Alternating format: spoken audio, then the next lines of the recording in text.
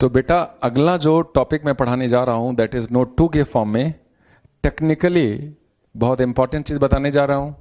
Chemical bonding से related है, बताने की कोशिश करूंगा। देखो कभी कभी क्वेश्चन एक अलग टाइप का पूछा जाता है कि इसमें से किस किस मॉलिक्यूल में चार्जेस डीलोकलाइज्ड होगा, यानी चार्जेस रेजोनेंस में इन्वॉल्व होंगे।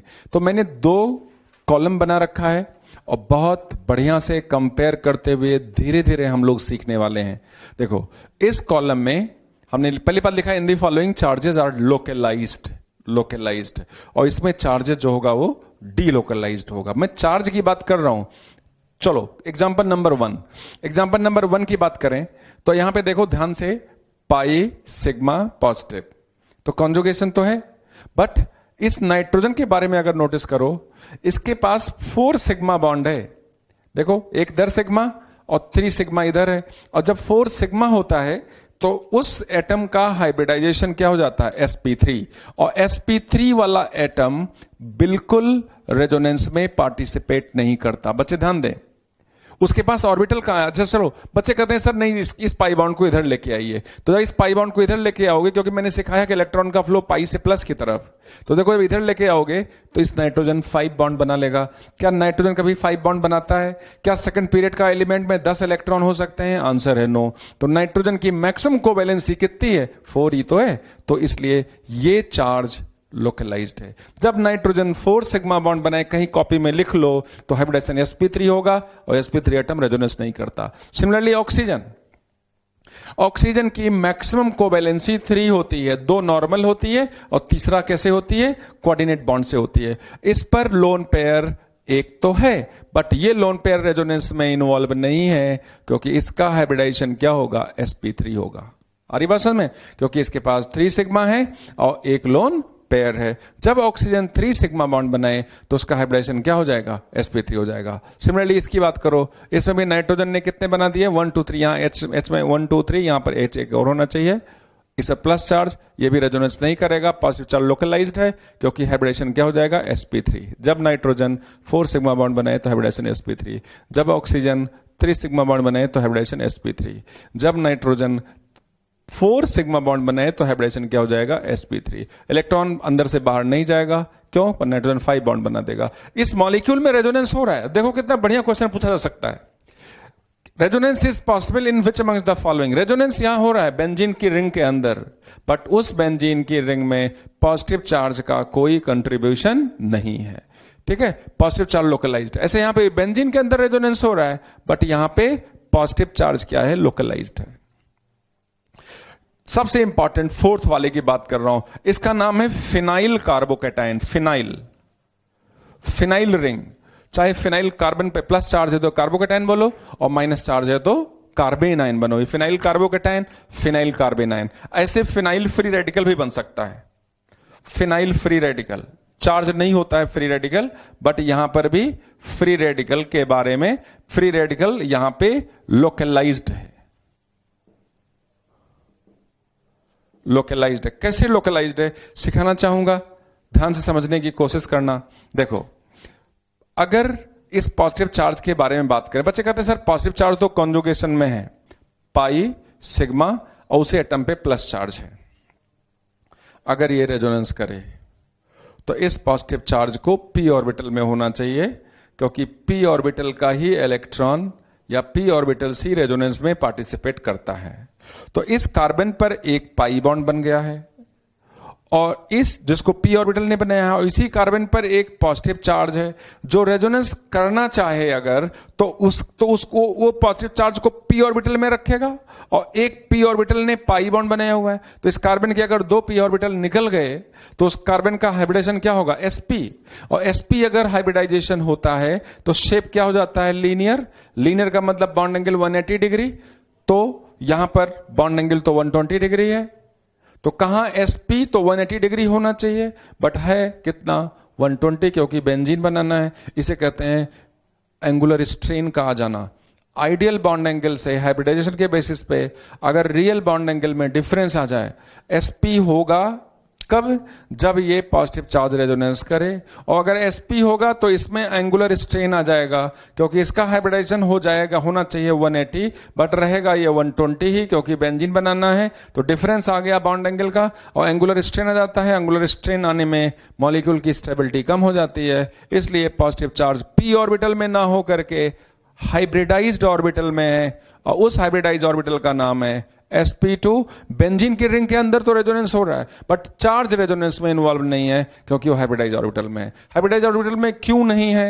हाइब्रिडाइज्ड ऑर्बिटल में क्यों है? क्योंकि अगर हाइब्रिडाइज्ड में नहीं रहेगा तो p में रहेगा, और p में रहेगा तो sp हो जाएगा, sp हो जाएगा तो एंगुलर स्ट्रेन आ जाएगा, एंगुलर स्ट्रेन आ जाएगा तो मॉलिक्यूल क्या हो जाएगा? अनस्टेबल हो जाएगा। तो इसको दिमाग में बिठा लो कि बेंजीन के ऊपर प्लस रेजोनेंस नहीं करेगा, बेंजीन के ऊपर माइनस रेजोनेंस नहीं करेगा, क्योंकि ये हाइब्रिडाइज्ड ऑर्बिटल में p में नहीं हो सकता। फ्री रेडिकल के ऊपर, बेंजीन के ऊपर फ्री रेडिकल ये रेजोनेंस नहीं करेगा, क्योंकि ये हाइब्रिडाइज्ड ऑर्बिटल में है। कौन से हाइब्रिडाइज्ड ऑर्बिटल में है? sp2 हाइब्रिडाइज्ड ऑर्बिटल में है। लेकिन बेंजीन के ऊपर प्लस ये रेजोनेंस करेगा। फिनाइल, इसे कहते हैं फिनाइल, इसे क्या बोलते हैं? Phenyl carbocation, phenyl carbanion, phenyl free radical, इसे कहते हैं फिनाइलिक सिस्टम। और आई एम सॉरी, फिनाइल नहीं, बेंजाइल, इसे क्या बोलते हैं? Benzylic system. फिनाइलिक सिस्टम में रेजोनेंस नहीं होगा, लेकिन बेंजाइलिक सिस्टम में बेटा रेजोनेंस होगा, क्योंकि यहां पे इसका हाइब्रिडेशन sp2 है, ये ट्राइगोनल है, sp2 है, ट्राइगोनल है, sp2 है, ट्राइगोनल है। रिंग में sp हाइब्रिडेशन कभी नहीं होता। तो फोर्थ एग्जांपल को हमने इस फिफ्थ से आप बच्चों ने कंपेयर किया। फिनाइल और बेंजाइल दो अलग अलग चीजें हैं। फिफ्थ एग्जांपल, नेगेटिव के साथ लोन पेयर ना इधर जा सकता है ना इधर जा सकता है, क्योंकि कहीं पे भी ऑर्बिटल खाली नहीं है। यहां पे देखो प्लस चार्ज, सिक्स्थ वाले एग्जांपल को भी मैं इंपॉर्टेंट लिख रहा हूं। सिक्स्थ वाले, कार्बोकेटायन जब आता है तो ऑर्बिटल क्या होता है? खाली होता है। और एल्डिहाइड इलेक्ट्रॉन लेना चाहता है, ये देखो एल्डिहाइड इलेक्ट्रॉन लेना चाहता है, ये देना नहीं चाहता है, ये लेना चाहता है। तो देगा कौन? लोन पेयर वाला एटम देगा। आप बच्चे कहते हो सर आपने बोला था पाई से प्लस की तरफ रेजोनेंस कराओ। पाई बॉन्ड को तो हम घुमा सकते हैं, घुमाएंगे तो ओ पे प्लस आ जाएगा, हाईली अनस्टेबल हो जाएगा। तो ओ पे प्लस और सी पे प्लस, सी प्लस वाला ज्यादा स्टेबल होगा कंपैरेटिवली ओ के प्लस। तो ओ प्लस अगर हाईली अनस्टेबल होगा तो क्या होगा? उसकी स्टेबिलिटी बहुत कम हो जाएगी, कंट्रीब्यूशन हाइब्रिड में लीस्ट होगा। तो कहते हैं कि रेजोनेटिंग स्ट्रक्चर्स वही वैलिड है जिसकी एनर्जी अप्रॉक्स क्या हो? सेम हो। तो कार्बोकेटायन के बगल में ये वाला अगर एल्डिहाइड लग जाए, नाइट्रो लग जाए, सीएन लग जाए, तो ये भी पॉजिटिव चार्ज क्या है? लोकलाइज्ड है। इस तरह से ब्रिज हेड में ये देखो अगर नेगेटिव चार्ज ऐसे बैक हो जाए, इधर चला जाए, ब्रिज हेड को भी देखो मैं इंपॉर्टेंट लिख रहा हूं। ब्रिज हेड, ये जो ब्रिज हेड है नॉन प्लेनर ब्रिज हेड है। कैसा ब्रिज हेड है? नॉन प्लेनर ब्रिज हेड है। अगर नेगेटिव चार्ज इस तरह से रेजोनेंस करे तो यहां पे पाई बॉन्ड आ जाएगा, और पाई बॉन्ड आ जाएगा तो हाइब्रिडेशन क्या होना चाहिए? sp2, और sp2 होगा तो ट्राइगोनल प्लेनर होना चाहिए, लेकिन ये नॉन प्लेनर स्ट्रक्चर है, इसलिए इसमें एंगुलर स्ट्रेन आ जाएगा। फिर से सुन लो, ब्रिज इसे कहते हैं बाईसाइक्लो कंपाउंड। बाईसाइक्लो के ब्रिज हेड वाला एटम नेगेटिव चार्ज या लोन पेयर कभी भी रेजोनेंस नहीं करता, क्योंकि ये नॉन प्लेनर है। अगर रेजोनेंस करेगा तो sp2 होना चाहिए, sp2 का मतलब प्लेनर होना चाहिए, प्लेनर हो नहीं सकता। तो इसलिए यहां पे भी ये नेगेटिव चार्ज लोकलाइज्ड है, ये लोन पेयर लोकलाइज्ड है। सेवंथ एग्जांपल तक हमने आप बच्चों को सिखाया कौन सा लोकलाइज्ड है, कौन सा डीलोकलाइज्ड है। ये भी क्वेश्चन बड़ा important, charges are delocalized here. देखो इससे कंपेयर करो, यहां नाइट्रोजन ने 4 सिग्मा बॉन्ड बनाया, यहां पे नाइट्रोजन ने 4 सिग्मा बॉन्ड बनाया, लेकिन चौथा बॉन्ड पाई बॉन्ड है, तो इसका हाइब्रिडेशन क्या होगा? sp2 हो जाएगा। तो इसका रेजोनेटिंग स्ट्रक्चर बनाओ, देखो पाई से प्लस की तरफ, पाई से प्लस की तरफ बना दिया बेटा। तो अब यहां पर देखो क्या आ गया? NH2, और यहां पे प्लस चार्ज आ गया, net charge same plus plus है। अगर मैं ये देता तो आप कहते कि सर ये रेजोनेंस करेगा, ये बैक बॉन्डिंग कर देगा। तो इसने बैक बॉन्डिंग किया तो ये बनाया, तो वापस होकर के फिर हम भी बन गया, फिर आगे वाला स्ट्रक्चर ये बन जाओगे। ऐसे यहां पे भी रेजोनेंस करेगा, पाई बॉन्ड है तो रेजोनेंस होगा भाई।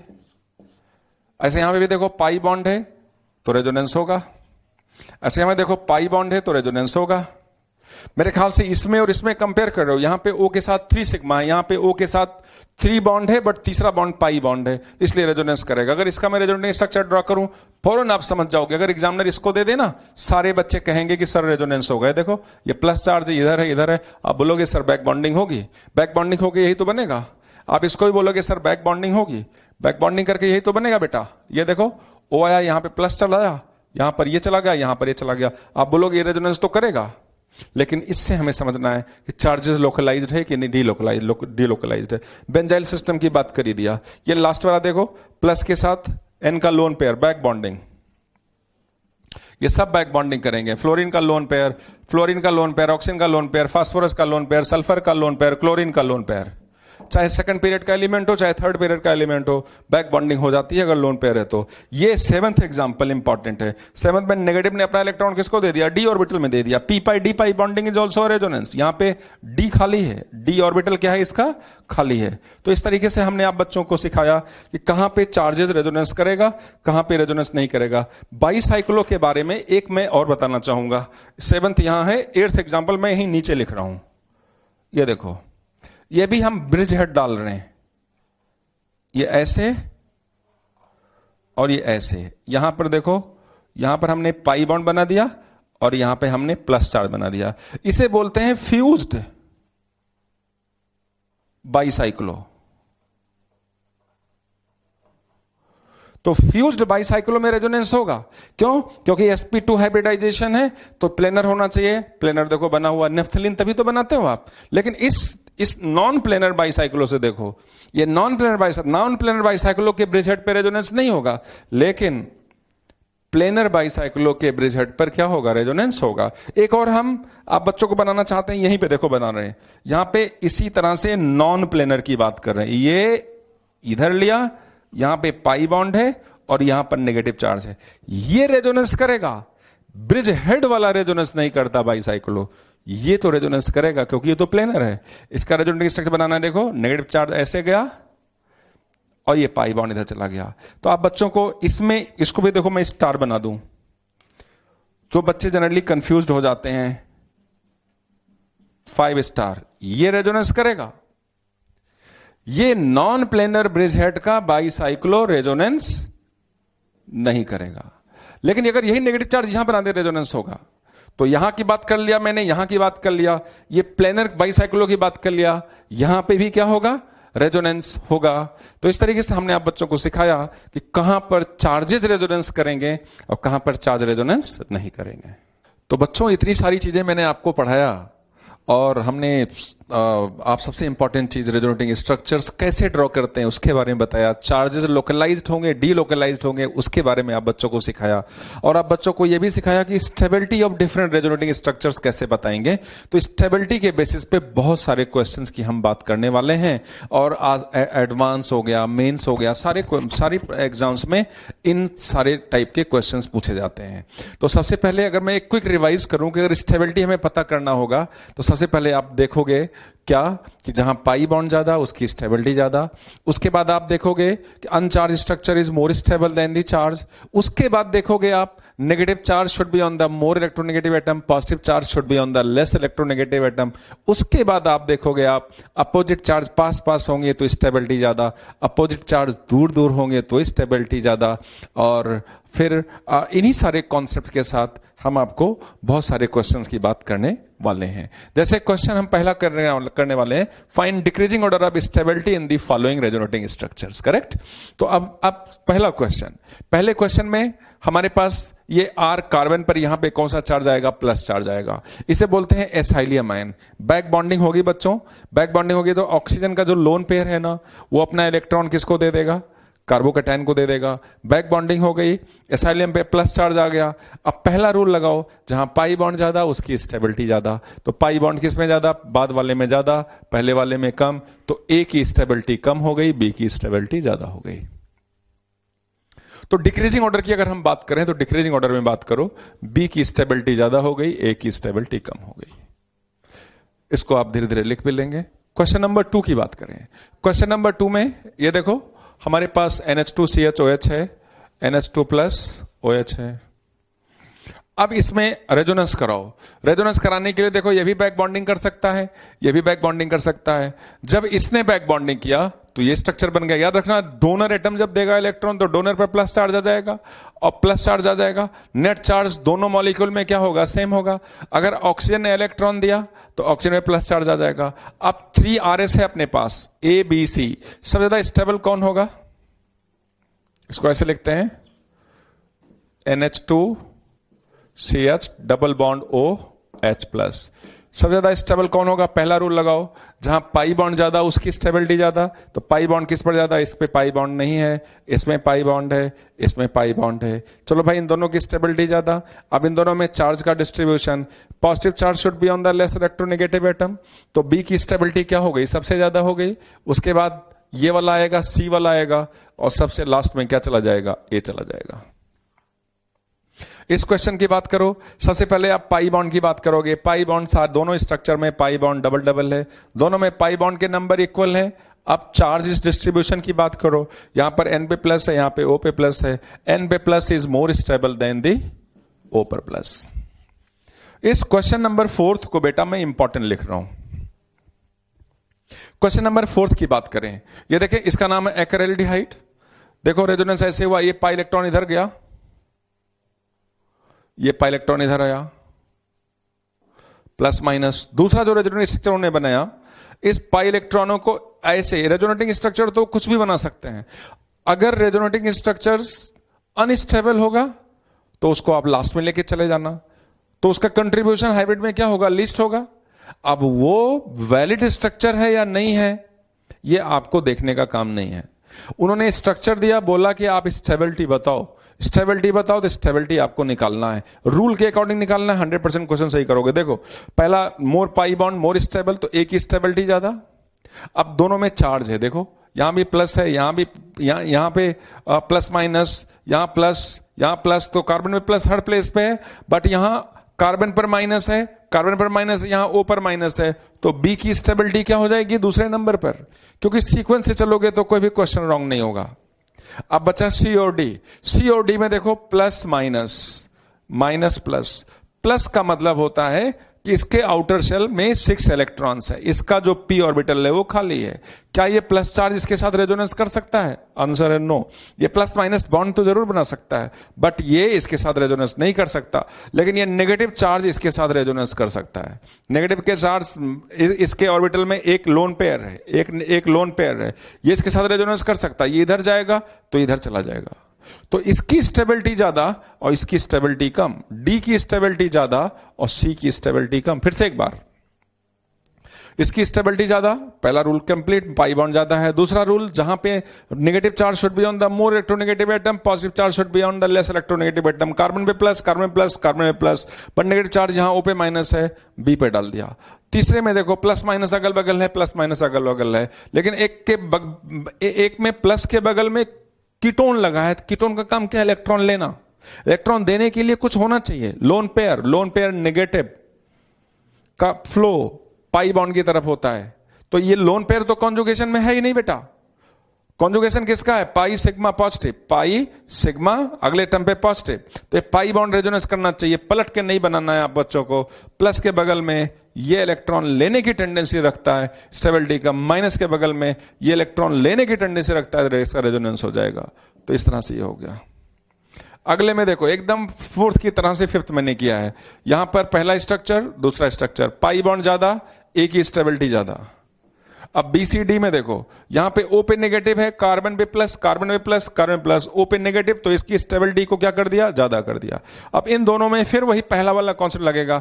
पॉजिटिव के बगल में नाइट्रो का ग्रुप लगा है, इलेक्ट्रॉन लेने की टेंडेंसी रखता है, और उसके पास कुछ है ही नहीं इसके ऑर्बिटल में, उल्टे इलेक्ट्रॉन ले रहे हो आप, तो स्टेबिलिटी क्या हो जाएगी? कम हो जाएगी। और यहां पे नेगेटिव से इलेक्ट्रॉन ले रहे हो, तो स्टेबिलिटी इसकी थोड़ी सी क्या आ जाएगी? ज्यादा आ जाएगी। तो डी की स्टेबिलिटी ज्यादा और सी की स्टेबिलिटी कम। Question number 6। क्वेश्चन नंबर 6 में A B C D, A B C D E 5 option है। सबसे पहले आपने क्या देखना है? अनचार्ज स्ट्रक्चर, पाई बॉन्ड ज्यादा, पाई बॉन्ड पहले के ज्यादा, पाई बॉन्ड ज्यादा, तो स्टेबिलिटी क्या हो जाएगी? ज्यादा। अब बीसीडी में देखो, बीसीडी में पाई बॉन्ड, यहां पे डबल पाई बॉन्ड है, यहां पर सिंगल पाई बॉन्ड है, सिंगल पाई बॉन्ड है, डबल पाई बॉन्ड है। तो जहां पाई बॉन्ड ज्यादा उसकी स्टेबिलिटी ज्यादा। चलो भाई, इन दोनों के बारे में ज्यादा स्टेबिलिटी हो गई। अब चार्ज कॉन्सेप्ट सी माइनस ओ प्लस, सी माइनस ओ प्लस। चार्ज का एटम भी सेम हो गया, चार्ज का एटम भी सेम हो गया। अब दूसरा रूल लगाओ, अपोजिट चार्ज पास पास, तो स्टेबिलिटी क्या आएगी? ज्यादा आएगी। अपोजिट चार्ज दूर दूर, तो स्टेबिलिटी क्या आएगी? कम आएगी। तो ई की स्टेबिलिटी ज्यादा कर दिया, बी की स्टेबिलिटी कम कर दिया। अब बचा हमारे पास सीओडी। सीओडी में ध्यान से देखो, कार्बोकेटाइन के बगल में कार्बन पे प्लस, कार्बन पे minus, carbon plus, carbon minus, charge concept fail हो गया। अब पड़ोसियों को देखो, यहां प्लस के बगल में लोन पेयर है, रेजोनेंस हो जाएगा बेटे, अपोजिट चार्ज अट्रैक्ट करेंगे। यहां नेगेटिव के बगल में लोन पेयर है, यहां पे भयंकर क्या होगा, रिपल्शन। यहां पे भयंकर वाला क्या होगा बताओ, भयंकर वाला रिपल्शन होगा। और भयंकर वाला रिपल्शन होगा तो स्टेबिलिटी क्या हो जाएगी, कम हो जाएगी। तो D will be least stable. तो सी के बाद क्या चला जाएगा, डी।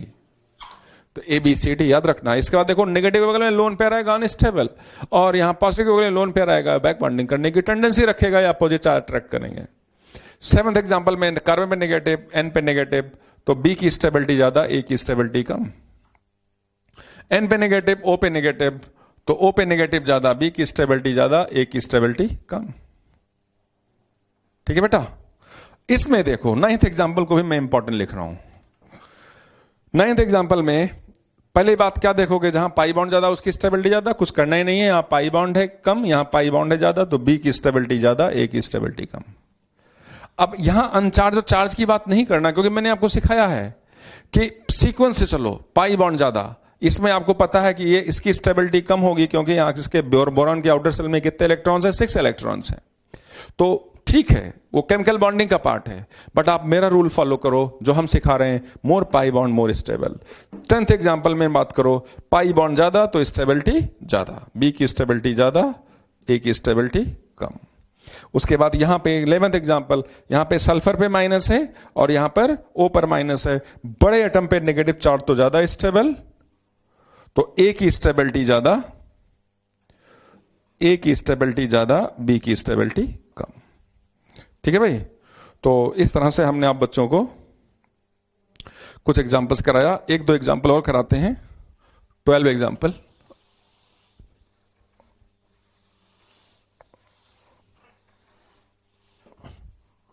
देखो, 12 एग्जांपल में अगर हमारे पास ये पाई बॉन्ड है, चलो एल्डिहाइड की ही बात करते हैं, हमें स्टेबिलिटी ये थोड़ा छूट गया था। एक तो आपने आरएस इसका ये बनाया,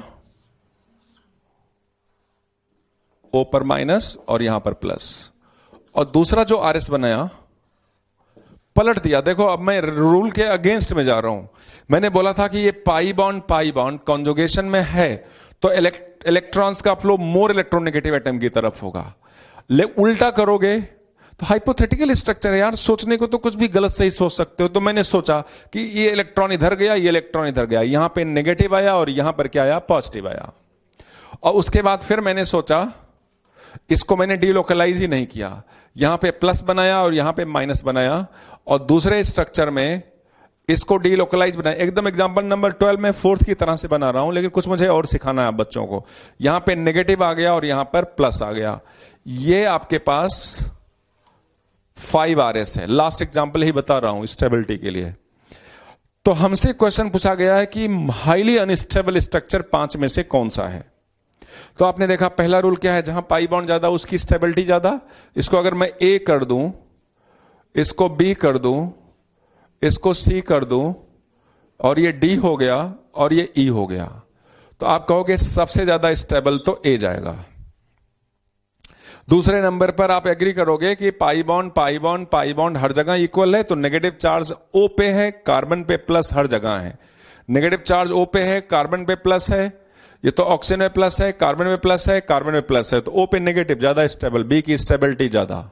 बी के बाद क्या जाएगा, मैंने सिखाया था कि प्लस के बगल में कीटोन एल्डिहाइड है, तो ये इलेक्ट्रॉन एल्डिहाइड इससे इलेक्ट्रॉन लेगा तो इसके पास और इलेक्ट्रॉन की कमी हो जाएगी, स्टेबिलिटी कम हो जाएगी, और इसकी स्टेबिलिटी बढ़ जाएगी क्योंकि नेगेटिव के बगल में ये लगा हुआ है, अट्रैक्ट करने वाला ग्रुप लगा है, तो डी गया, और डी के बाद ई गया, और लीस्ट स्टेबल कौन सा जाएगा, बी जाएगा।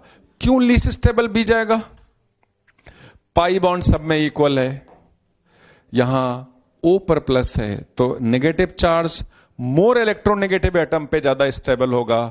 तो चलो इसकी स्टेबिलिटी तो सेकंड नंबर पे गया, यहां नेगेटिव कार्बन पे, बट यहां पर ओ पर प्लस है और यहां पर सी पर प्लस है, तो ओ पर plus will be less stable than the C पर प्लस। इस तरीके से मैंने आप बच्चों को 12 एग्जांपल्स के साथ stability of the resonating structures की बात की। इसके पहले भी जब मैंने रेजोनेटिंग स्ट्रक्चर ड्रॉ कर रहा था तब भी हमने आप बच्चों को स्टेबिलिटी के बारे में कॉन्सेप्ट दिया था। आई एम 100% श्योर कि आप स्टेबिलिटी से रिलेटेड सारे क्वेश्चन जो कि एडवांस नहीं पूछे जाते हैं, मेन से पूछे जाते हैं, आप कर लोगे।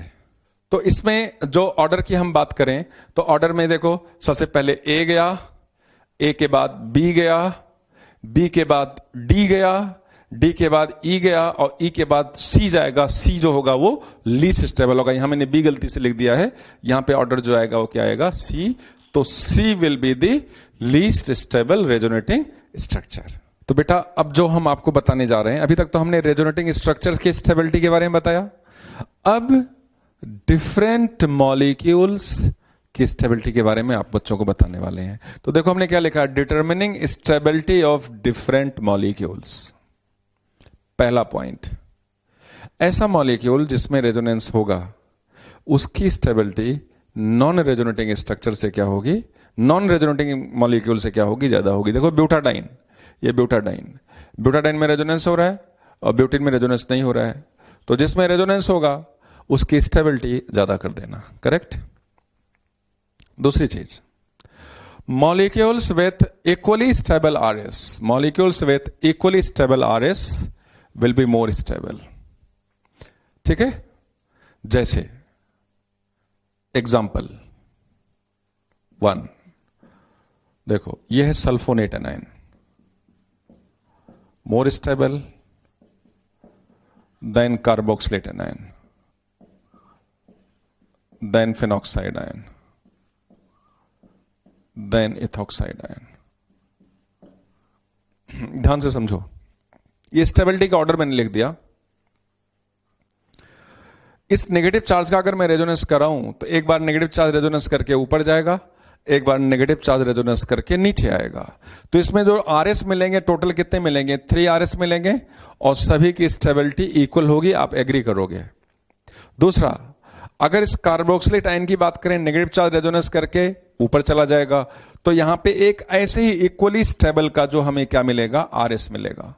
इसका आरएस अगर मैं बनाऊं दूसरा वाला आरएस, तो देखो ये मिलेगा RCO minus double bond O। अब इन दोनों में स्टेबिलिटी किसकी ज्यादा होगी, उसकी ज्यादा होगी। इसमें भी इक्वली स्टेबल के आरएस मिल रहे हैं, इसमें भी 3 इक्वली स्टेबल के आरएस मिलेंगे। तो इसमें नेगेटिव चार्ज जो होगा वो 3 ऑक्सीजन पे डिस्ट्रीब्यूटेड होगा, 1/3 1/3 1/3। इंपॉर्टेंट चीज बता रहा हूं। और यहां पे नेगेटिव चार्ज 2 ही ऑक्सीजन के ऊपर डिस्ट्रीब्यूटेड होगा, -½ -½ तो इसकी स्टेबिलिटी ज्यादा, इसकी स्टेबिलिटी कम। इक्वली स्टेबल आरएस है तो उसका कंट्रीब्यूशन हाइब्रिड में इक्वल होगा, और अगर हाइब्रिड में कंट्रीब्यूशन इक्वल होगा तो ऐसा हाइब्रिड भी खूब ज्यादा स्टेबल होगा। अब इसकी बात करो, फिनॉक्साइड आयन, इसके 5 आरएस मिलेंगे। देखो ध्यान से देखना, इसके जो आरएस मिलते हैं 5 आरएस। एडवांस नहीं पूछा इस प्रॉब्लम को कि फिनॉक्साइड में 5 आरएस है, फिर भी उसकी स्टेबिलिटी कम है comparatively carboxylate ion which will have only 2 RS. तो क्योंकि नेगेटिव चार्ज बेटा जब यहां रेजोनेंस करेगा ना, तो देखो ऑर्थो पर जाएगा, नेगेटिव चार्ज यहां ऑर्थो पर आएगा, फिर नेगेटिव चार्ज यहां से रेजोनेंस करके पैरा पे जाएगा, फिर नेगेटिव चार्ज रेजोनेंस करके कहां जाएगा, ऑर्थो पे जाएगा। तो 5 आरएस मिल रहे हैं, बट नेगेटिव चार्ज कहां जा रहा है, नेगेटिव चार्ज कभी कार्बन पे जा रहा है, कभी ऑक्सीजन पे आ रहा है। तो ऐसा आरएस, ऐसा मॉलिक्यूल जिसमें आरएस की स्टेबिलिटी इक्वल नहीं होती, भले उसमें रेजोनेटिंग स्ट्रक्चर्स के नंबर ज्यादा हो, वो हाइब्रिड में कंट्रीब्यूशन अनइक्वल करेंगे। अगर हाइब्रिड में कंट्रीब्यूशन अनइक्वल करेंगे तो ऐसा मॉलिक्यूल की स्टेबिलिटी क्या होगी, कम होगी। तो phenoxide ion is less stable, even it will have 5 RS because negative charge is delocalized on the ortho and para position which is carbon, and we know that negative charge on the carbon is less stable.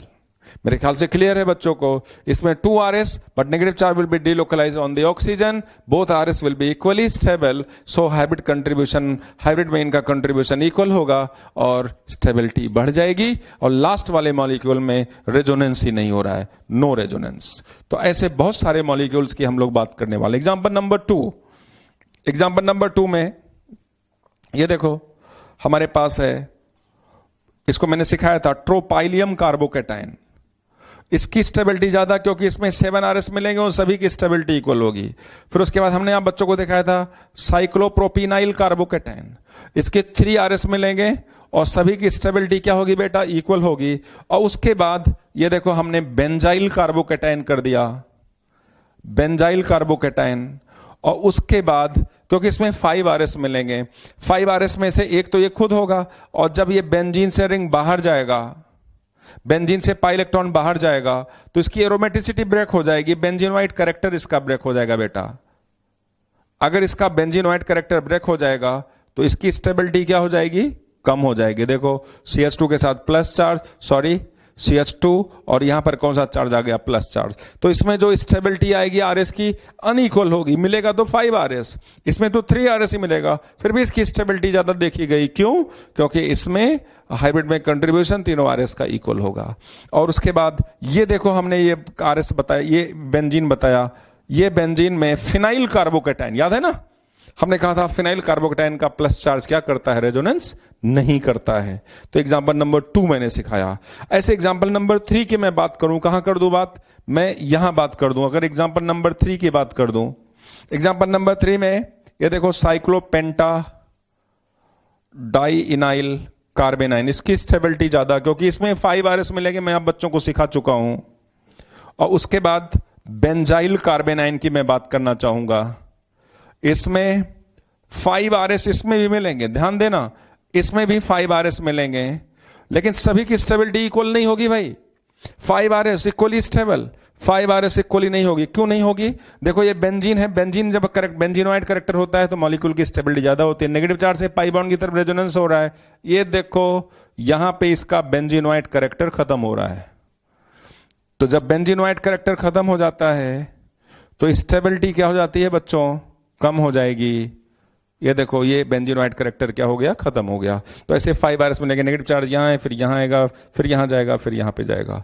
और इससे कम stable फिर मैं डाल रहा हूं कौन सा, phenyl कार्बेनाइन, क्योंकि फिनाइल कार्बेनाइन में मैंने सिखाया था ये नेगेटिव चार्ज हाइब्रिडाइज ऑर्बिटल में है, ठीक वैसे ही जैसे फिनाइल कार्बोकेटाइन में ये पॉजिटिव चार्ज हाइब्रिडाइज ऑर्बिटल में है। मेरे ख्याल से जरूर आपको समझ में आ रहा है, हाइब्रिडाइज ऑर्बिटल में है, ये रेजोनेंस नहीं करेगा, ये लोकलाइज्ड है। बेंजीन में तो रेजोनेंस हो रहा है, बट ये पॉजिटिव चार्ज रेजोनेंस नहीं कर रहा है, नेगेटिव चार्ज रेजोनेंस नहीं कर रहा है, बेंजीन में तो रेजोनेंस हो रहा है। तो हमने बी इस पॉइंट में ए में सिखाया जहां रेजोनेंस होगा उसकी स्टेबिलिटी ज्यादा, बी में सिखाया इक्वली स्टेबल रेजोनेटिंग स्ट्रक्चर्स होंगे तो उसकी स्टेबिलिटी ज्यादा। सी बताने जा रहे हैं एक ऐसा मॉलिक्यूल जिसमें लंबी दूरी में कॉन्जुगेशन हो, एक ऐसा मॉलिक्यूल जिसमें कम दूरी में कॉन्जुगेशन हो। तो long extended resonance is more stable than the less extended resonance, but एक शर्त है, nature of the bonding atoms are same.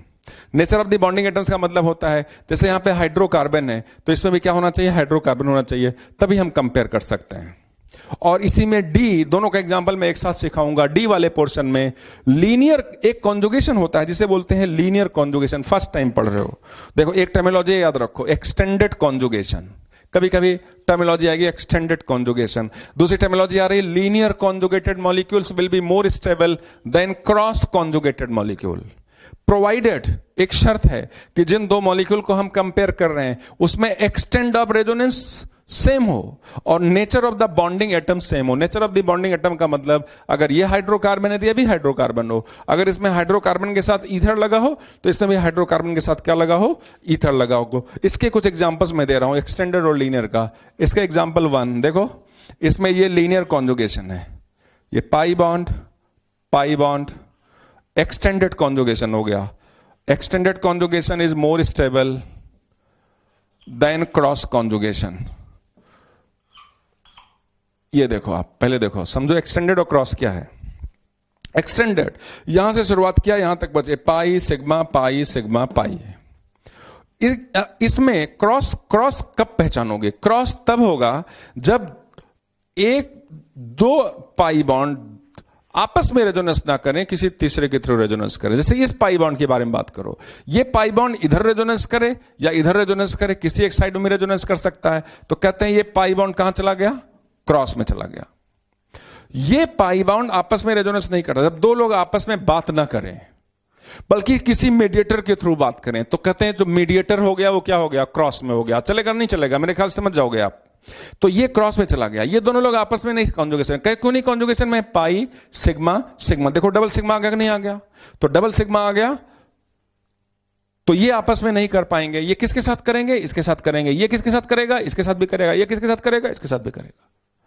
और यहां पे देखो एक्सटेंट ऑफ रेजोनेंस क्या है? कम है। Nature of the bonded atoms भी क्या है? सेम है। फिर से सुनो आप, इसको हम लीनियर क्रॉस में कंपेयर कर रहे हैं क्योंकि दोनों में एक्सटेंट ऑफ रेजोनेंस सेम है। एक्सटेंट ऑफ रेजोनेंस का मतलब 3 पाई 1 2 3 4 5 6 कार्बन, यहां पे भी 3 पाई 1 2 3 4 5 6 है कि नहीं? बताओ। तो एक्सटेंट दोनों में सेम है। लीनियर क्रॉस का कंपेयर तब करोगे provided extent of resonance and nature of the bonding atoms are same. तो इन दोनों में एक्सटेंट ऑफ रेजोनेंस मतलब जितनी दूरी में यहां रेजोनेंस हो रहा है उतनी दूरी में यहां रेजोनेंस हो रहा है। जो हाइड्रोकार्बन यहां है वही हाइड्रोकार्बन यहां है। तो ये क्रॉस में चला गया, इसमें चला गया, इसमें कंपेयर करो। एक्सटेंट ऑफ रेजोनेंस सर्टेनली इसमें ज्यादा है कंपैरेटिवली इसके।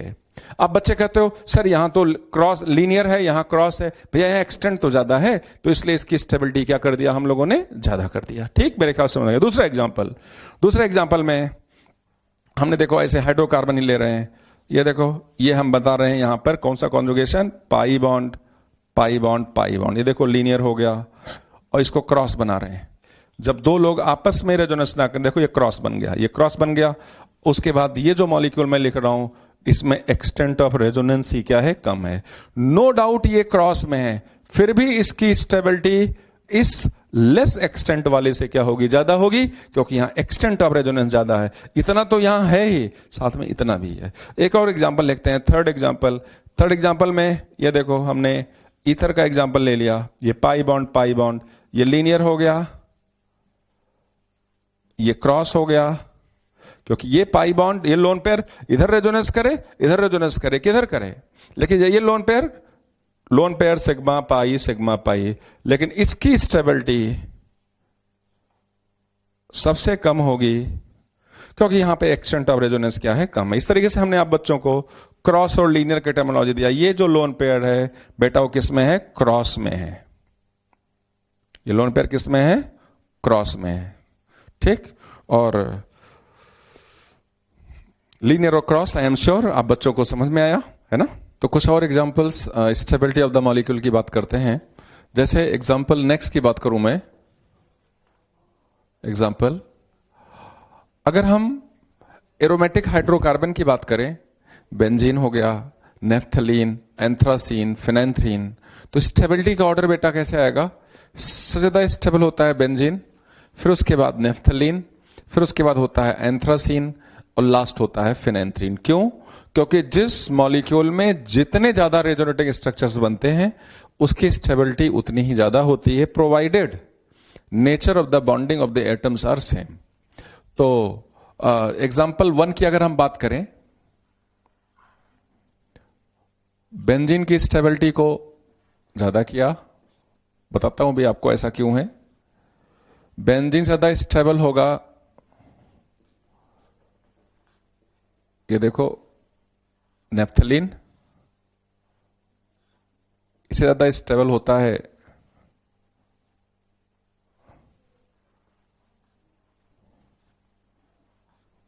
एंथ्रासीन,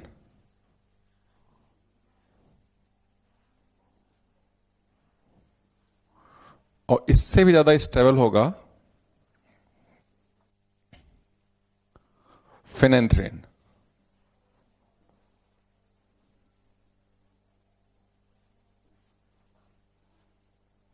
इसको थोड़ा नीचे लिखते हैं।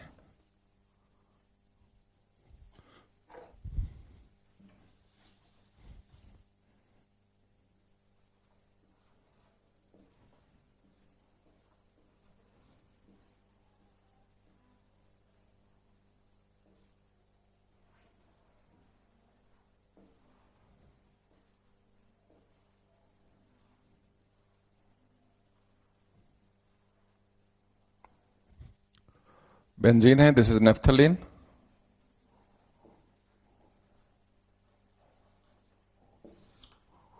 एंथ्रासीन,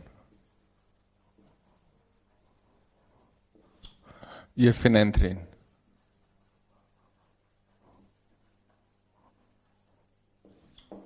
इन स्ट्रक्चर्स को याद करने का थोड़ा एक टेक्निक है, बच्चे भूल जाते हैं। जो कि एक्सपीरियंस कहता है। एंथ्रासीन और फिनेंथ्रीन में ये देखो, एक को हम ऐसे लिखते हैं ना स्कैटर्ड करके, तो 3 रिंग्स स्कैटर्ड हो तो समझ जाना वो क्या है, एंथ्रासीन है। और फिनेंथ्रीन में ऊपर देखो पॉकेट बनाते हैं ना, पी ऐसे पॉकेट बनाते हैं, तो 2 रिंग के साथ ऊपर पॉकेट बना दिया तो क्या हो जाएगा, फिनेंथ्रीन हो जाएगा। ये इसलिए है क्योंकि आप बच्चों को पता है कि बेंजीन के जो आरएस मिलेंगे वो कितने मिलेंगे, 2 आरएस मिलेंगे। नेफ्थलीन के बारे में मैं भी सिखाऊंगा आपको, इसके 3 आरएस मिलते हैं, इसके 4 आरएस मिलते हैं। आरएस का मतलब होता है रेजोनेटिंग स्ट्रक्चर्स, और इसके जो आरएस मिलते हैं वो कितने मिलते हैं, 5 आरएस मिलते हैं। ठीक है। एक चीज मैंने आप बच्चों को स्टार्टिंग में बताया था, कभी कभी वो क्या करते हैं, स्टेबिलिटी के साथ साथ रेजोनेंस एनर्जी का ऑर्डर पूछ लेते हैं। तो जिसकी स्टेबिलिटी ज्यादा उस मॉलिक्यूल की रेजोनेंस एनर्जी ज्यादा। एक बार फिर से उसको अगर यहां लिखे, resonance energy directly proportional to क्या होता है, स्टेबिलिटी। अब आपको इसका आरएस मैं सिखा सका हूं, मैं आपको नेफ्थलीन का आरएस बताने जा रहा हूं। एक तो ये खुद आरएस है, ये देखो नेफ्थलीन,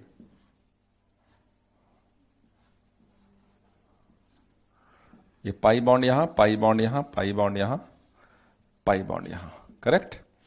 अब देखो इस पाई बॉन्ड को इधर घुमाइए, इधर घुमाइए, इधर घुमाइए, तो ये पाई बॉन्ड इधर चलाएगा और ये रिंग इस तरह से रहेगी। इस पाई बॉन्ड को अगर हम इसके साथ रेजोनेंस करा दें, इधर रेजोनेंस करा दें, इधर करा दें, इधर करा दें, तो ये 3 आरएस आप बच्चों को नेफ्थलीन के दिखाई पड़े, करेक्ट। अब इसमें स्टेबिलिटी की बात करें, ए बी सी, स्टेबिलिटी की बात करें। देखिए ये जो पाई बॉन्ड है, बीच वाला पाई बॉन्ड है, ये लेफ्ट और राइट दोनों वाली रिंग को एरोमेटिसिटी यानी कि बेंजीनोइड करैक्टर प्रोवाइड कर रहा है। ये देखो ये एरोमेटिक, एरोमेटिक अभी आप, एरोमेटिसिटी एक ऐसी फिनोमिना है जो किसी मॉलिक्यूल में आती है तो उसकी स्टेबिलिटी बढ़ जाती है, करेक्ट। तो अब बच्चों को देखना है, जैसे बेंजीन एरोमेटिक है, अब ऐसे याद कर लो, फिर आपको सिखाएंगे। ये पाई बॉन्ड इधर भी बेंजीनोइड प्रोवाइड कर रहा है, इधर भी बेंजीनोइड प्रोवाइड कर रहा है, दोनों रिंग क्या है, एरोमेटिक है। इस स्ट्रक्चर में ये वाली रिंग एरोमेटिक है, इस स्ट्रक्चर में ये वाली रिंग क्या है, एरोमेटिक है, करेक्ट। तो अगर तीनों की स्टेबिलिटी की बात करें तो स्टेबिलिटी जो होगी बेटा, सबसे ज्यादा ए की होगी और बी इक्वल टू सी होगी, करेक्ट, क्योंकि यहां पे दोनों रिंग क्या है, बेंजीनोइड की रिंग है। अब अगर सारी इस रेजोनेटिंग स्ट्रक्चर्स की स्टेबिलिटी इक्वल नहीं है तो इसका मतलब कि बॉन्ड पैरामीटर इक्वल नहीं होगा, करेक्ट। जैसे बेंजीन में तो सीसी बॉन्ड लेंथ इक्वल थी क्योंकि 2 आरएस मिलते थे और दोनों की स्टेबिलिटी क्या थी, इक्वल थी। यहां पे ए की स्टेबिलिटी ज्यादा है तो ए का कंट्रीब्यूशन हाइब्रिड में ज्यादा जाएगा, तो ए जैसा दिख रहा है वैसा ही हाइब्रिड दिख लेगा। आप बच्चों को ध्यान देना है, जैसे मान लो अगर मैं मार्किंग कर दूं, ये एटम नंबर 1 है, 2 है, 3 है, 4 है, ये एटम नंबर 1 है, 2 है, 3 है, 4 है, ये एटम नंबर 1 है, 2 है, 3 है, 4 है। तो एग्जामिनर अगर आपसे पूछते हैं 1, 2 और 3 में बॉन्ड लेंथ का क्या ऑर्डर जाएगा, तो जिस तरह से ए दिख रहा है वैसा ही हाइब्रिड दिखेगा। रेजोनेटिंग स्ट्रक्चर्स की तो बात करनी नहीं है, किसी एक रेजोनेटिंग स्ट्रक्चर से अगर वो बॉन्ड पैरामीटर या किसी भी करैक्टर की बात करते हैं तो आपको उसके हाइब्रिड को एक्सप्लेन करना है, हाइब्रिड के बारे में सोचना है। तो अगर कोई बोले 1, 2 की बॉन्ड लेंथ क्या है, 1, 2 और 2, 3 में बॉन्ड लेंथ में क्या ऑर्डर आएगा, तो आप बोलोगे कि 1, 2 की बॉन्ड लेंथ क्या होगी, शॉर्टर होगी, और 2, 3 की बॉन्ड लेंथ क्या होगी, लॉन्गर होगी। तो अगर हम बॉन्ड लेंथ की बात करें, बॉन्ड लेंथ, तो C1 1, 2 की जो बॉन्ड लेंथ है वो शॉर्टर होगी और 2, 3 की बॉन्ड लेंथ क्या होगी, लॉन्गर होगी। मेरे ख्याल से आप बच्चों को क्लियर है, करेक्ट। अब हम आप बच्चों को बताने जा रहे हैं किसका, एंथ्रासीन के बारे में। एंथ्रासीन के बारे में अगर हम एक्सप्लेन करें, अच्छा हाँ एक चीज और, एक शॉर्टकट भी तरीका है इसका रेजोनेटिंग स्ट्रक्चर बनाने का। जैसे एक पाई बॉन्ड यहां पहले बीच में बनाइए, जब पाई बॉन्ड बीच में बना दीजिए, लेफ्ट और राइट में क्या कर दीजिए, कॉन्जुगेशन कर दीजिए। उसके बाद इस पाई बॉन्ड को एक बार इधर शिफ्ट कर दीजिए, कॉन्जुगेशन करते चले जाइए। उसके बाद इसी पाई बॉन्ड को एक बार इधर शिफ्ट कर दीजिए, कॉन्जुगेशन करते जाइए। दोबारा आपको बहुत ज्यादा दिमाग लगाने की जरूरत नहीं है। ऐसे हम बात करें एंथ्रासीन की, एंथ्रासीन में बेटा जो आरएस मिलेंगे वो मिलेंगे 3। तो एक बार यहां पाई बॉन्ड बनाइए, कॉन्जुगेशन करते चले जाइए।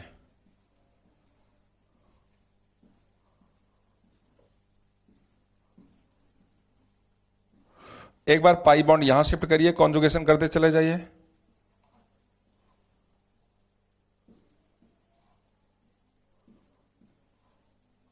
इस पाई बॉन्ड को एक बार आगे शिफ्ट कर दीजिए। अब यहां पे देखिए पाई बॉन्ड यहां शिफ्ट किया तो यहां लगाइए पाई बॉन्ड, यहां लगाइए पाई बॉन्ड, यहां पाई बॉन्ड, कॉन्जुगेशन करते चले जाइए। ऐसे यहां पर इस साइड में कॉन्जुगेशन करते चले जाइए, यहां पर कॉन्जुगेशन करते चले जाइए। अब इस पाई बॉन्ड को आगे सेट कर दीजिए।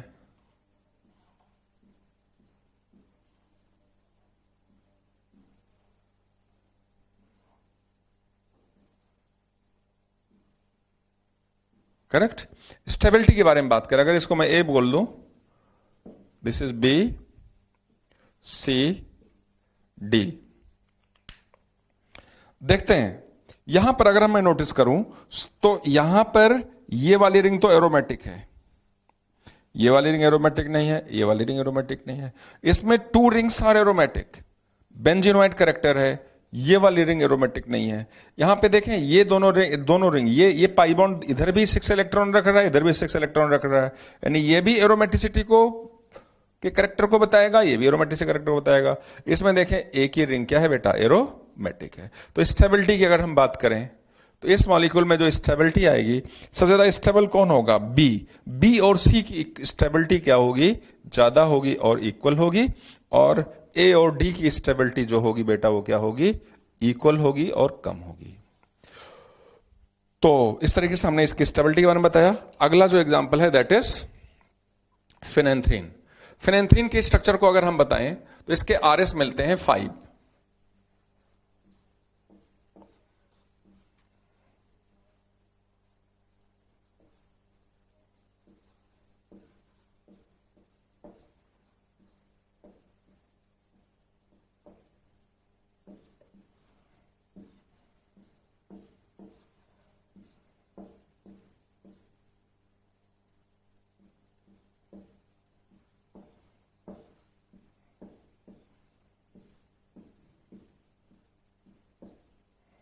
पहले मैंने स्केलेटन बना दिया क्योंकि आप बच्चों को पता है कि स्केलेटन सारे रेजोनेटिंग स्ट्रक्चर का क्या होता है, सेम होता है। अब देखो ट्रिक है, और वो ट्रिक से आप जाकर के घर पर बना लीजिएगा। जैसे यहां पर एक बार पाई बॉन्ड बनाइए, कॉन्जुगेशन करते चले जाइए। उस ट्रिक को हम यहां भी फॉलो कराना चाहेंगे। एक बार यहां बनाइए बॉन्ड, ऐसे बॉन्ड बनाइए, कॉन्जुगेशन करते चले जाइए। फिर इस बॉन्ड को आगे बढ़ाइए, फिर उसके बाद इधर भी कॉन्जुगेशन करिए, इधर भी कॉन्जुगेशन करिए, उसी बॉन्ड को और आगे इंक्रीज करिए। ये देखिए कॉन्जुगेशन करते चले जाइए, इसी बॉन्ड को आगे बढ़ा दीजिए, कॉन्जुगेशन करते चले जाइए। तो ऐसे यहां पर देखो शॉर्टकट कहता है, ये पाई बॉन्ड इधर आया, फिर इसको आपने आगे बढ़ा दिया, यहां पर कर दिया, फिर इसी पाई बॉन्ड को आपने क्या कर दिया बेटा, आगे कर दिया, देखो यहां पे सेट कर दिया। ठीक है, तो कॉन्जुगेशन करिए। देखिए पाई के साथ एक ऑल्टरनेट पाई, सिग्मा पाई, फिर यहां पे सिग्मा पाई, फिर यहां पे सिग्मा पाई, फिर यहां पे सिग्मा पाई, सिग्मा पाई, एक स्ट्रक्चर ये मिल गया। इसको आगे बढ़ा दिया आपने, सिग्मा पाई, सिग्मा पाई, यहां पर हो गया। ठीक बेटा, फिर आगे देखो, इस पाई बॉन्ड को इधर किया, इधर बनाइए इस तरह से।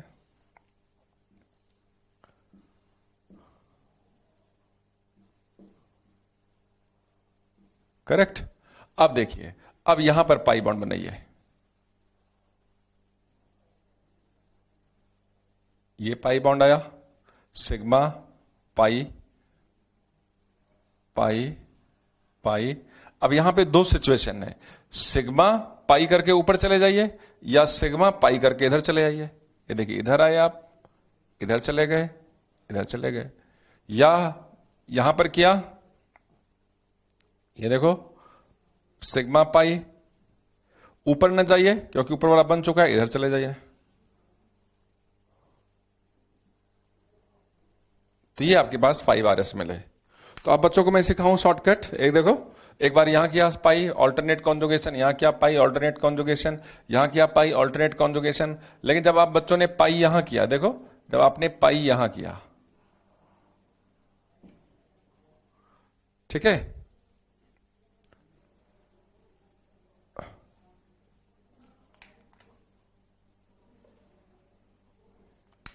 जब आपने पाई यहां किया तो आपके पास दो चॉइस है, पाई के बाद sigma pi sigma pi sigma pi sigma, ऊपर चले जाइए या इधर चले जाइए, ऊपर जाएंगे तो इधर मिलेगा, नीचे जाएंगे तो ये मिल जाएगा, करेक्ट। तो इस तरीके से 5 RS आप बच्चों को मिले। अब इसमें स्टेबिलिटी की अगर बात करते हैं, स्टेबिलिटी की अगर बात करें तो इसमें आप नोटिस कर सकते हैं यहां पे ये रिंग एरोमेटिक है और ये रिंग एरोमेटिक है। इसमें देखें, इसमें ये भी रिंग एरोमेटिक है, ये पाई बॉन्ड इधर भी इन्वॉल्व होगा एरोमेटिसिटी के लिए, इधर भी इन्वॉल्व, एरोमेटिसिटी का मतलब बेंजीनोइड कैरेक्टर में, और ये पाई बॉन्ड इधर भी बेंजीनोइड कैरेक्टर प्रोवाइड कर रहा है। अगर हम इसमें देखें बेटा तो ये वाली रिंग नॉन एरोमेटिक है, ये वाली रिंग नॉन एरोमेटिक है, ये वाली रिंग में देखो बेंजीनोइड कैरेक्टर है 6 इलेक्ट्रॉन से, जैसे बेंजीन में होता है। ऐसे यहां पे नोटिस करें, यहां पे ये ए वाली रिंग क्या है, एरोमेटिक है, ये भी रिंग एरोमेटिक है। इसमें अगर नोटिस करें तो इसमें हमारे पास ये वाली रिंग एरोमेटिक है। अच्छा हाँ, ये वाली रिंग एरोमेटिक नहीं है बेटा, ये एरोमेटिक है, पाई सिग्मा पाई है ना, और ये वाली रिंग एरोमेटिक है। ये वाली रिंग एरोमेटिक क्यों नहीं है, क्योंकि पाई सिग्मा पाई, और यहां पे देखो सिग्मा ही सिग्मा आ रहा है, आ रहा कि नहीं आ रहा है, तो इसलिए ये नॉन एरोमेटिक हो गया। तो इस तरीके से, और यहां ए वाली रिंग एरोमेटिक है, करेक्ट। इसको अगर मैं ए बोलूं, इसको बी सी डी ई की बात करूं, स्टेबिलिटी के बेसिस पे आप एग्री करोगे सबसे ज्यादा स्टेबल बी है, क्योंकि बी में सारी की सारी रिंग क्या है, एरोमेटिक है। बी के बाद अगर हम बात करें तो इसकी स्टेबिलिटी ए और यहां पर ए और ए, इन सभी की स्टेबिलिटी क्या आ रही है बताओ, बराबर आ रही कि नहीं आ रही है। तो A equal to D equal to E, और लीस्ट स्टेबल कौन सा स्ट्रक्चर है, सी स्ट्रक्चर है, करेक्ट। तो हाइब्रिड में सबसे ज्यादा कंट्रीब्यूशन किसका होगा, जिसकी स्टेबिलिटी ज्यादा है, और बेसिस पे कंट्रीब्यूशन किसका होगा, बी का होगा। तो इस तरीके से हमने आप बच्चों को थोड़ा सा डिफरेंट वे में जाकर के हमने हाइड्रोकार्बन के रेस्पेक्ट में सिखाया कि स्टेबिलिटी हम किस तरह से निकालने वाले हैं। रेजोनेंस एनर्जी के बारे में बताया, जिसकी स्टेबिलिटी ज्यादा उसकी रेजोनेंस एनर्जी ज्यादा, करेक्ट। एक छोटा सा क्वेश्चन इस हाइड्रोकार्बन में आता है कि ये तो रेजोनेंस एनर्जी का जो ऑर्डर है या स्टेबिलिटी का ऑर्डर है पर मॉलिक्यूल है, लेकिन अगर पर रिंग की बात करें तो पर रिंग रेजोनेंस एनर्जी सबसे ज्यादा आती है बेंजीन की, उसके बाद आती है, मतलब इस तरह से इंक्रीजिंग ऑर्डर में, डिक्रीजिंग ऑर्डर में पहले बेंजीन की। तो पर रिंग अगर हम बात करें, यहां पे अगर हम बात करें कि रेजोनेंस एनर्जी पर रिंग की बात करें तो ये जो ऑर्डर होगा वो उलट जाएगा, बेंजीन का सबसे ज्यादा होगा, फिर उसके बाद नेफ्थलीन का होगा, फिर उसके बाद एंथ्रासीन का होगा, फिर उसके बाद किसका होगा, फिनेंथ्रीन का होगा। इसका पूरा नाम लिख लेना, फिनेंथ्रीन का होगा। ये फिनेंथ्रीन है और ये क्या है, एंथ्रासीन है, और ये नेफ्थलीन है, और बेंजीन आप बच्चों को पता ही है। कुछ और एग्जांपल्स आगे बढ़ाते हैं। तो नेक्स्ट एग्जांपल में हम अगर स्टेबिलिटी की बात करें तो दीज आर हेट्रोसाइक्लिक कंपाउंड्स। तो हेट्रोसाइक्लिक कंपाउंड में सबसे ज्यादा जो स्टेबल होगा वो तो होगा पिरिडीन, ठीक है। ये हेट्रोसाइक्लिक नहीं है, होमोसाइक्लिक है। इसमें और इसमें अगर मैं कंपेयर करूं तो यहां पर 6 मेंबर रिंग ये भी है, 6 मेंबर रिंग ये भी है, बट यहां पर नाइट्रोजन है, यहां पर कार्बन है। इलेक्ट्रोनेगेटिविटी सबकी इक्वल है, जबकि यहां नाइट्रोजन की इलेक्ट्रोनेगेटिविटी ज्यादा है, तो थोड़ा सा इलेक्ट्रॉन अपनी तरफ क्या करेगा, होल्ड करके रखेगा। तो इसलिए इसकी जो स्टेबिलिटी आई पिरिडीन की और बेंजीन से क्या हो गई, पिरिडीन की कम हो गई।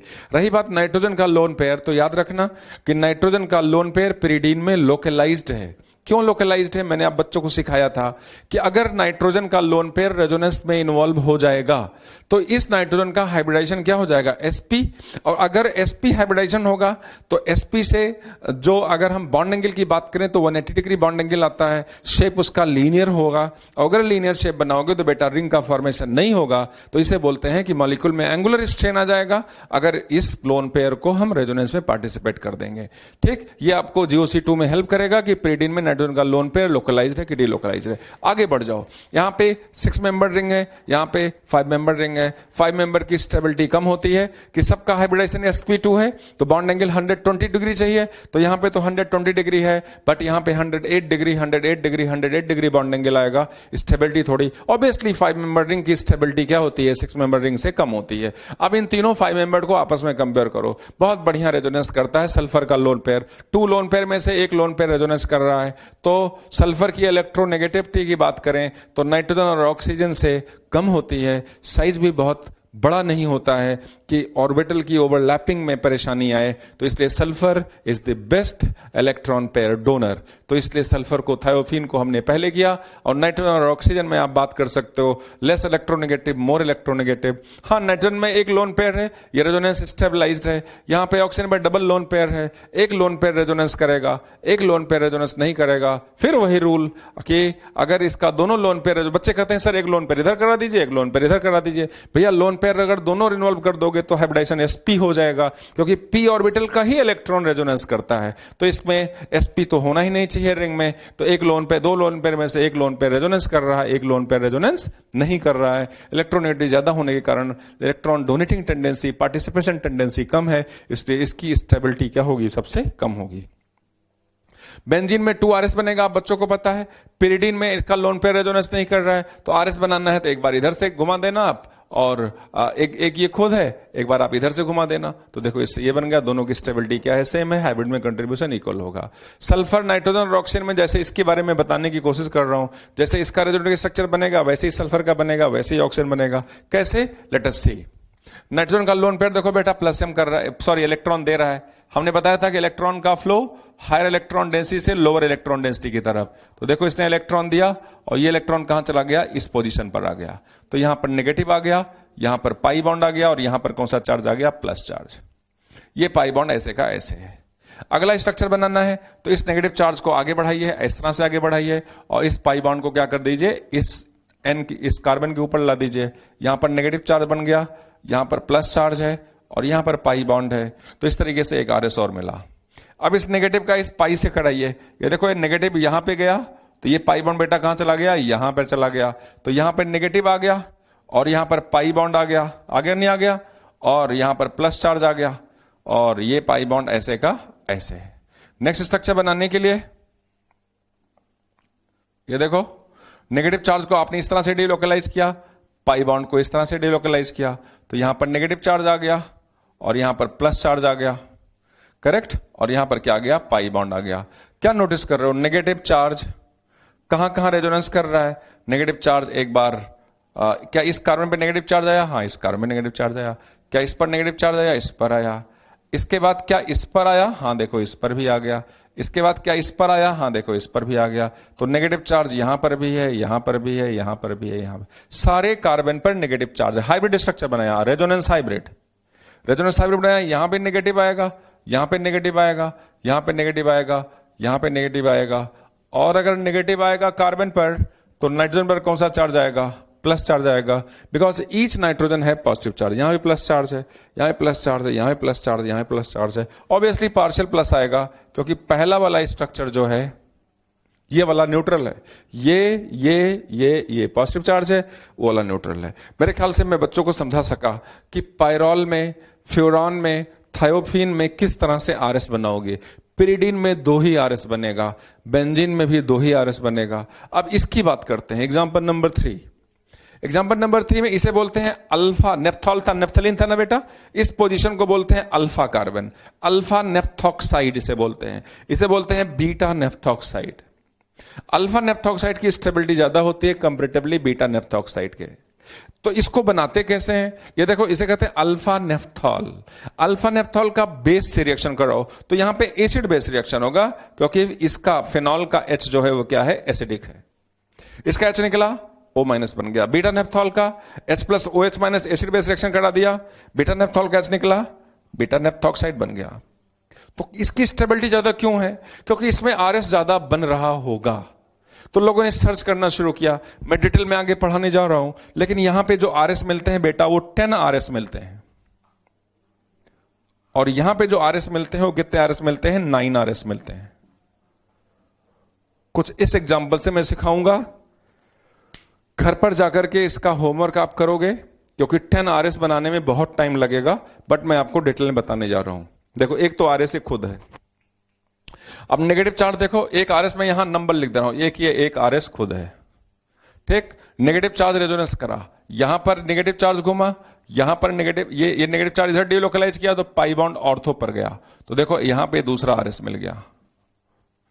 उसके बाद अब ये इधर जाएगा तो ये पैरा पे आएगा, यहां पर आएगा तो ये कौन सा RS मिल गया, तीसरा RS मिल गया। अब नेगेटिव चार्ज इधर जाएगा तो फिर इधर भी जाएगा, तो यहां पे देखो कौन सा आरएस मिल गया, चौथा आरएस मिल गया। अब यहां से नेगेटिव चार्ज इधर भी जा सकता है, इधर भी जा सकता है। पहले इस साइकिल को कंप्लीट करते हैं। जब नेगेटिव चार्ज इधर गया तो ये पाई बॉन्ड जो बना था ये ऊपर चला गया, तो यहां पे कौन सा आरएस मिल गया, फिफ्थ आरएस मिल गया। ठीक। अब बच्चों को पता भी है कि अगर एक ही बेंजीन की रिंग होती तो 5 आरएस मिलता, मैंने सिखाया आपको। अब देखो ये नेगेटिव चार्ज को इधर लेके चल रहे हैं, ये अगर ये इधर जाए और ये इधर जाए तो ये कौन सा आरएस मिल गया, 6th आरएस मिल गया। नेगेटिव चार्ज इधर आया तो पाई बॉन्ड इधर गया तो ये कौन सा आरएस मिल गया, 7th आरएस मिल गया। आगे बढ़ रहे हैं, ये इधर गया तो ये पाई बॉन्ड इधर आएगा, ये पे कौन सा आरएस मिल गया, 8th आरएस मिल गया। ये नेगेटिव चार्ज फिर इधर आएगा, पाई बॉन्ड इधर जाएगा तो यहां पे कौन सा आरएस मिल गया, 9th आरएस मिल गया। और ये नेगेटिव चार्ज फिर इधर जाएगा, पाई बॉन्ड फिर वापस जाएगा तो कौन सा आरएस मिल गया, 10th आरएस मिल गया। नहीं समझ में आया, एक बार फिर से ताकत लगाते हैं। आप बच्चों को पता है कि अगर ये वाली रिंग नहीं होती, अगर मैं ये स्ट्रक्चर बनाऊं बेंजीन का, हमने बहुत सारे पिछले क्लास में हमने बताया आप बच्चों को कि अगर बेंजीन में मैं ये निफ्थॉक्साइड आयन बना देता, फिनॉक्साइड आयन बना देता, तो इसके आरएस कितने मिलते, 5 आरएस मिलते। करेक्ट। तो अगर ये बेंजीन होती तो 5 आरएस मिलते ही मिलते। अब 5 आरएस इसके रिस्पेक्ट में मिल रहे हैं, कैसे, देखो जब नेगेटिव चार्ज यहां आया तो ये नेगेटिव चार्ज घूम करके इधर बैक किया तो पाई बॉन्ड इधर चला गया, यहां 6 आरएस आ गया। अब जब ये नेगेटिव चार्ज यहां पर आएगा तो यहां पाई बॉन्ड बनेगा, और ये पाई बॉन्ड इधर आएगा तो यहां नेगेटिव चार्ज आएगा, 7th आरएस बनेगा।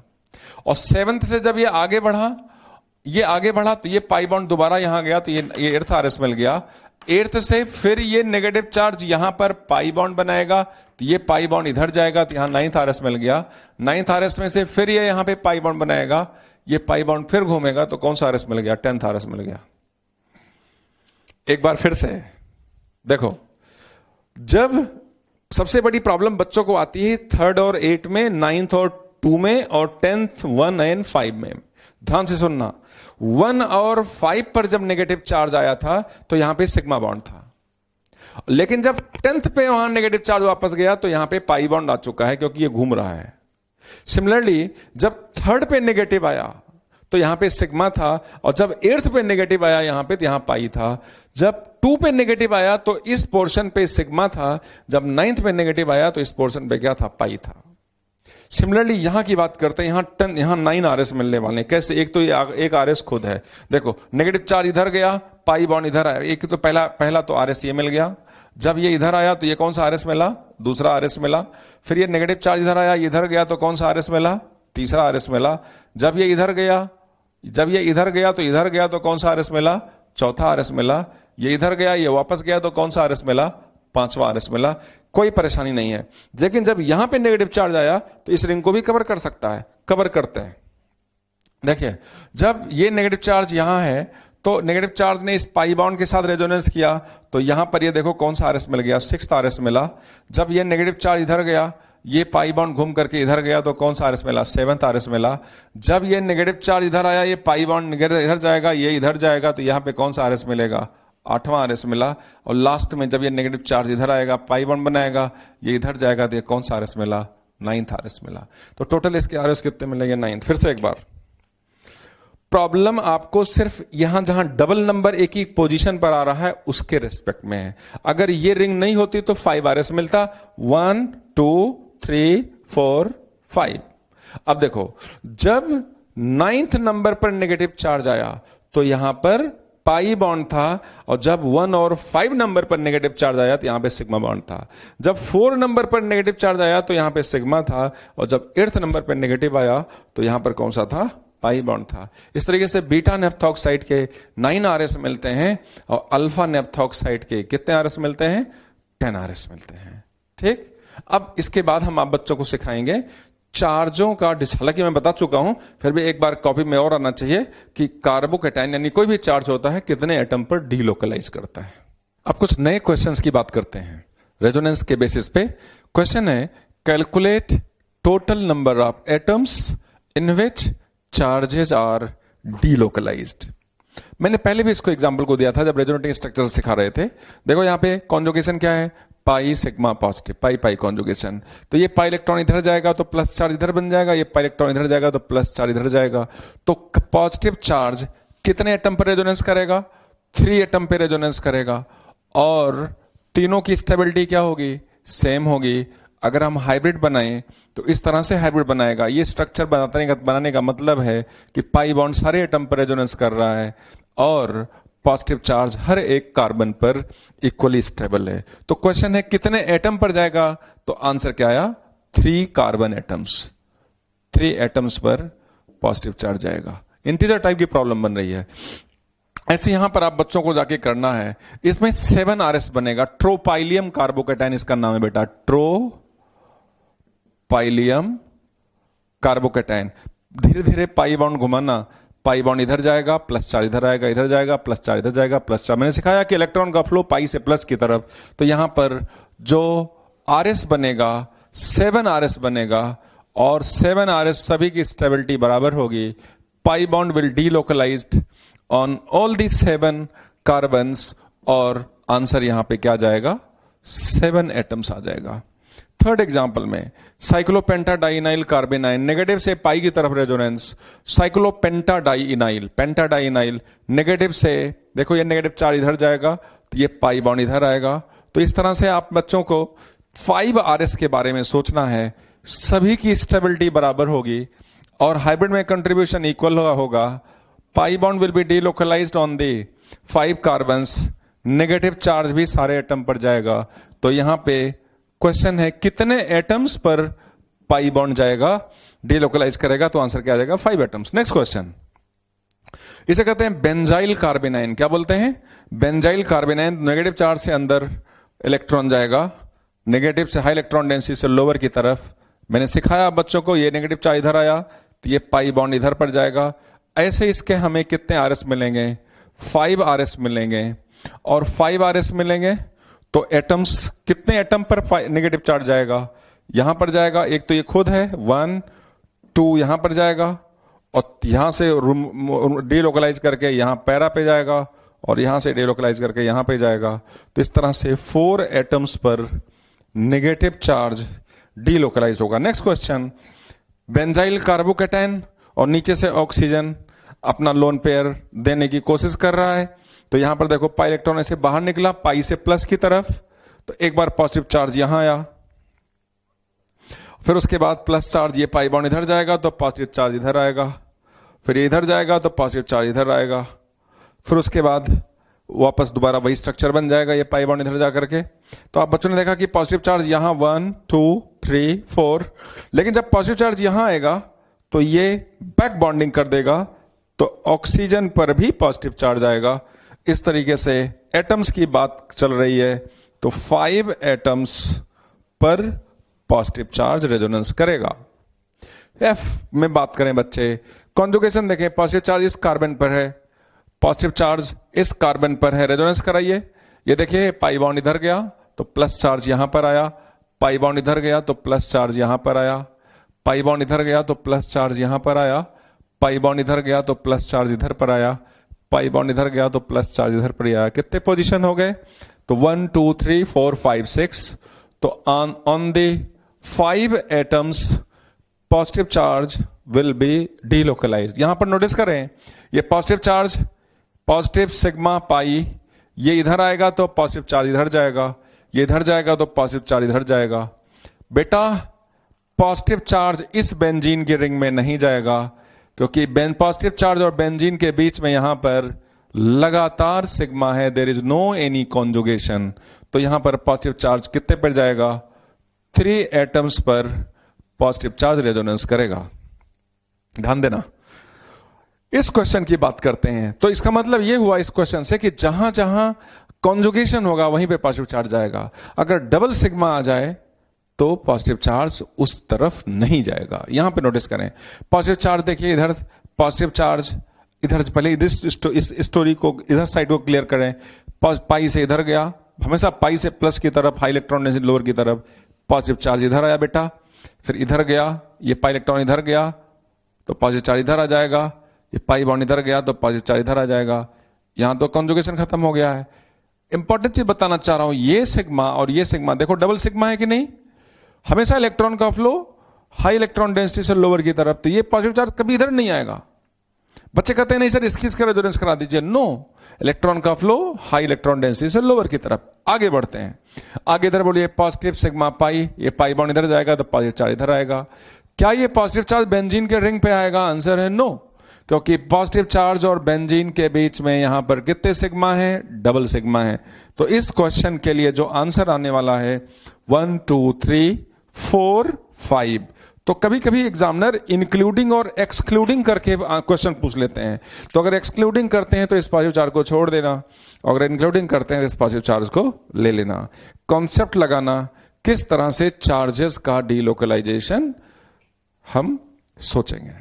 तो बच्चा एक नए टॉपिक की हम बात करने वाले हैं, दैट इज SIR। सर का फुल फॉर्म है स्टेरिक इनहिबिशन टू रेजोनेंस। पहले समझो। अच्छा, आप बच्चों को मैंने सिखाया था कंडीशन ऑफ रेजोनेंस क्या बताई थी कि जो भी मॉलिक्यूल में रेजोनेंस होगा उसके p ऑर्बिटल्स कोप्लेनर होने चाहिए और कोप्लेनरिटी के साथ कॉन्जुगेशन होना चाहिए। कई तरह का कॉन्जुगेशन है, pi pi, pi positive, pi negative and so on. तो इतना तो तय हो गया कि ऑर्बिटल्स कोप्लेनर होने चाहिए। चलो भाई, रेजोनेंस हो गया। अब यहां पे स्टेरिक हिंड्रेंस लगे और रेजोनेंस करने की एबिलिटी कम हो जाए, में कमी आ जाए, इसी को बोलते हैं SIR। तो देखो, अगर हम नॉर्मली किसी मॉलिक्यूल की बात करें, बेंजीन में हमने एल्डिहाइड लगा दिया तो यहां पर क्राउडिंग नहीं है, H से कोई क्राउडिंग नहीं होती। H का साइज क्या है? बहुत छोटा है। लेफ्ट राइट में जितने भी H लगे हैं उन सभी से हमें क्राउडिंग पर कोई फर्क नहीं पड़ता। बढ़िया से रेजोनेंस हो रहा है। पाई एल्डिहाइड का रेजोनेंस, बाहर निकलेगा इलेक्ट्रॉन। बाहर क्यों निकलेगा? क्योंकि हमने कहा था कि इलेक्ट्रॉन का फ्लो हाई इलेक्ट्रॉन डेंसिटी से लोअर की तरफ होता है। तो लोन पेयर और नेगेटिव से पाई की तरफ। तो लोन पेयर और नेगेटिव तो देखो हमने सिखाया, यहां कॉन्जुगेशन में नहीं है। यहां कॉन्जुगेशन में कौन है? पाई पाई है, और एल्डिहाइड का -I है तो इलेक्ट्रॉन बाहर जाएगा। तो इलेक्ट्रॉन देखो आसानी से बाहर निकल गया। क्यों? क्योंकि p ऑर्बिटल्स की कोप्लेनरिटी, इसका जो p ऑर्बिटल है, समझो ये जो p ऑर्बिटल है और यहां का जो p ऑर्बिटल है और यहां का जो p ऑर्बिटल है, उसकी कोप्लेनरिटी बहुत बढ़िया है। तो इससे अगर हम रेजोनेटिंग स्ट्रक्चर बनाएं तो देखो इलेक्ट्रॉन बाहर निकला और यहां पर CH और यहां पर O- आ गया और यहां पर क्या गया? पॉजिटिव चार्ज आ गया। No SIR। यहां पर क्या होगा? No SIR। SIR का full form steric inhibition to resonance. हमने लिखा यहां पे, we know that for delocalization p orbitals of the atoms must be coplanar for proper overlapping. अब देखो SIR करते हैं। अगर दो बड़े बड़े ग्रुप पास पास आ जाएं, से फॉर ऑर्थो पोजीशन पर आ जाएं, तो क्या होगा? क्राउडिंग होगी, क्योंकि उनकी डिस्टेंस कम है। जब क्राउडिंग होती है तो मॉलिक्यूल क्या करते हैं? रिपल्शन को कम करने के लिए, क्राउडिंग को कम करने के लिए आपस में वो डिस्टेंस बढ़ाते हैं। से फॉर एग्जांपल बेंजीन की रिंग तो देखो फ्लैट है और दो ग्रुप मैंने ऐसे लगा दिया है। बेंजीन की रिंग पर दो ग्रुप ऐसे लगा दिया है, एक यहां पर और एक ऑर्थो पर। अब यहां क्राउडिंग हो रही है, और क्राउडिंग अगर हो रही है तो ये क्या करेंगे? अपनी बीच की दूरी अगर बढ़ा लें तो क्राउडिंग कम हो जाएगी। तो देखो ये अपने आप इस तरीके से आगे पीछे हो जाएंगे। बेंजीन की रिंग तो अपनी जगह पर है, लेकिन बेंजीन की रिंग से एक ग्रुप आगे चला गया, एक ग्रुप कहां चला गया? पीछे चला गया। दूरी तो बढ़ गई, दूरी बढ़ गई तो रिपल्शन भी कम हो गया। रिपल्शन कम हो गया तो स्टेबिलिटी तो बढ़ गई क्राउडिंग वाली। लेकिन इस प्रोसेस में एक चीज गड़बड़ हो गई बेटा। बेंजीन का जो p ऑर्बिटल है और इस ग्रुप का जो p ऑर्बिटल है, जो पहले रेजोनेंस करता था, उसकी कोप्लेनरिटी डिस्टर्ब हो गई। अब अगर कोप्लेनरिटी डिस्टर्ब हो गई तो डीलोकलाइजेशन करने की जो टेंडेंसी थी वो कम हो गई। This is known as SIR। SIR directly proportional to size of the group. छोटा ग्रुप लगा है, कम दूरी में कम दूर जाएंगे, और बड़ा ग्रुप लगा है और दूरी जाएंगे, और जितना ज्यादा वो out of the plane benzene के रिंग से जाएंगे उतना ही ऑर्बिटल की कोप्लेनरिटी क्या होगी? डिस्टर्ब हो जाएगी और रेजोनेंस करने की एबिलिटी कम हो जाएगी। यही मैंने सिंपल वर्ड्स में बताया है। दो ग्रुप एल्डिहाइड के साथ मैंने A लगा दिया। अब A और एल्डिहाइड में रिपल्शन होगा। से फॉर एग्जांपल A ग्रुप आगे चला आए और एल्डिहाइड ग्रुप पीछे चला जाए, तो अगर आगे और पीछे चला गया तो डिस्टेंस तो बढ़ गई, लेकिन इस p ऑर्बिटल की और इसके p ऑर्बिटल की कोप्लेनरिटी क्या हो गई? डिस्टर्ब हो गई। तो मैंने लिखा if two bigger groups will be close to each other at ortho, then there will be van der Waals repulsion. Correct? For decreasing repulsion, they will try to increase distance. By doing this, the p orbitals coplanarity with benzene ring will be out of the plane. अगर p orbital out of the plane हो गया तो क्या होगा? Hence इसलिए delocalization tendency of pi electrons are slightly cut off. अगर ये aldehyde पीछे चला जाए तो अभी जैसे इलेक्ट्रॉन सट से बाहर निकल जाता था, यहां वो नहीं निकल पाएगा, स्लाइटली कट। मैंने स्लाइटली क्यों लिखा? वो डिपेंड करेगा कि कितना SIR हो रहा है। छोटा ग्रुप लगा है कम SIR होगा, बड़ा ग्रुप है ज्यादा SIR होगा। Hence delocalization tendency of pi electrons are slightly cut off. This is called SIR. SIR directly proportional to size of the group. ये देखो, नो SIR अगर ग्रुप का साइज छोटा छोटा होगा, एक्सपेरिमेंटल है, साइंस तो एक्सपेरिमेंटल चीज है, मैं कल बहुत हर क्लास में बोलता हूं। जब ये ग्रुप छोटे लगे हों, फ्लोरीन OH और NH2 में SIR नहीं होता। और टर्म ये देखो, साइनाइड में, साइनाइड का हाइब्रिडाइजेशन और इनका हाइब्रिडाइजेशन sp है, और sp अगर हाइब्रिडाइजेशन होगा तो शेप क्या जाएगा? लीनियर जाएगा। और लीनियर मॉलिक्यूल में क्या SIR होगा?